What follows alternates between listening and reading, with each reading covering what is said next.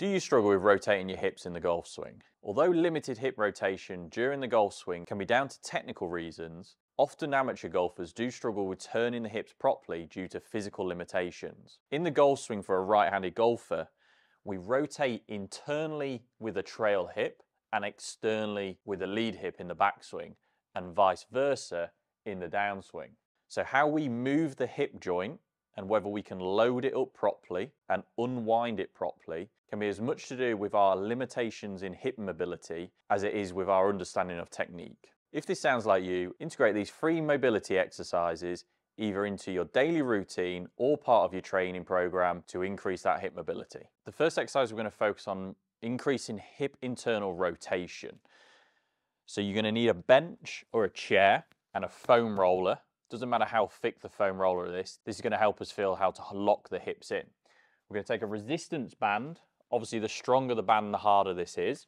And you're going to place it through your foot. Essentially, as you can see from face on, the band's through the arch of my foot to the side.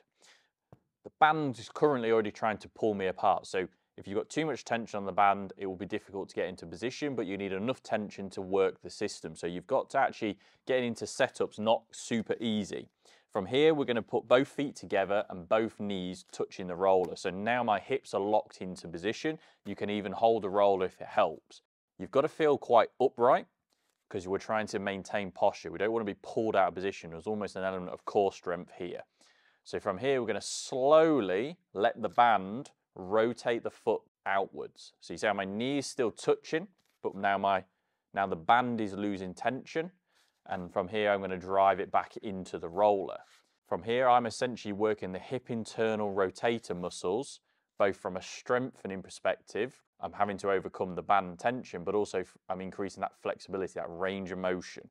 So done in a smooth manner, we want to do quite a few reps of this where we're controlling and driving. And we're trying to get maximal range of motion without that knee leaving the roller.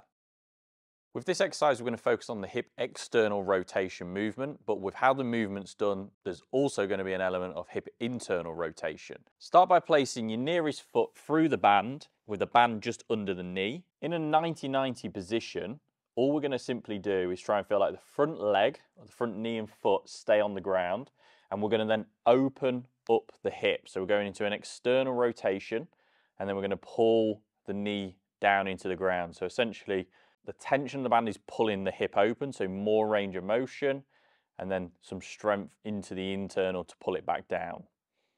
And if you're limited with that movement, we could probably bring the front leg off slightly, which should just give us a bit more range of motion, but we want to mainly feel like the front leg stays on the ground and we isolate that hip movement with the use of the band. The final exercise, we're going to try and increase more hip internal rotation, but by having to stabilize the core. So we get an element of stability and mobility working together. Start with the band more roughly knee height and around towards your ankle. From here, you're going to lie down and we're going to bridge up on one leg. So I'm bridged up on my right leg. You can put your arms out on the floor for a little bit extra stability. And we're just going to simply try and rotate that foot open, keeping the knee relatively stable and in position. So we're not trying to do this and then do it. We're trying to keep that knee in pretty much in the same spot and isolate the hip internal rotation. As we're doing this, we're not letting the hips drop and losing that core stability. We're keeping them pushed up to the ceiling, and we're trying to get that controlled hip internal rotation. Hold for probably a split second at the top and repeat. If you found these exercises useful, please don't forget to like the video. And if you want to learn how you can transfer the physical qualities of hip mobility more into the golf swing from a technical angle, then watch this video next to show you how that's done.